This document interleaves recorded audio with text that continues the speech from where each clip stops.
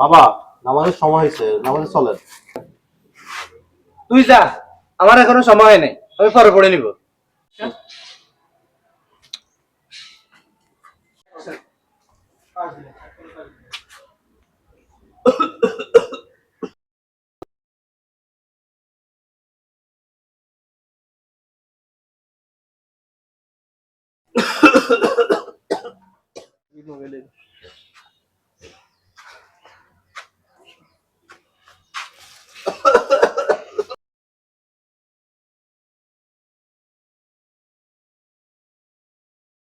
আব্বা, আব্বা, আব্বা,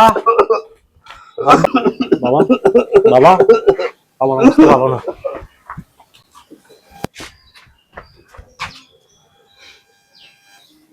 আব্বা, এই বেড়ি আপনার শরীর কর নষ্ট করতেছে, আপনাকে দিন থেকে অনেক দূরে সরাই দিচ্ছে। কাশিম ভাই, কাশিম ভাই, সালাম আলাইকুম। ওয়ালাইকুম আসসালাম। কেমন আছেন ভাইয়া? আলহামদুলিল্লাহ আছি ভালো। তো হুজুর কি মনে করে? আসছি আপনাকে দেখার জন্য। আপনার ছেলে থেকে শুনছি আপনার শরীর অবস্থা নাকি ভালো না। আসেন একটু কথা বলি। নামাজ ছেড়ে দিলে দুনিয়া ও আখিরাত উভয়টাই নষ্ট হয়ে যায়। আর আপনার ছেলে বলছে আপনি নাকি সামান্য নেশাও করেন, যার কারণে আপনার শরীরে আজকের এই অবস্থা। আর আল্লাহ তাআলা কোরআনে বলছে যে তোমরা নিজেদেরকে ধ্বংসে নিক্ষেপ করো না।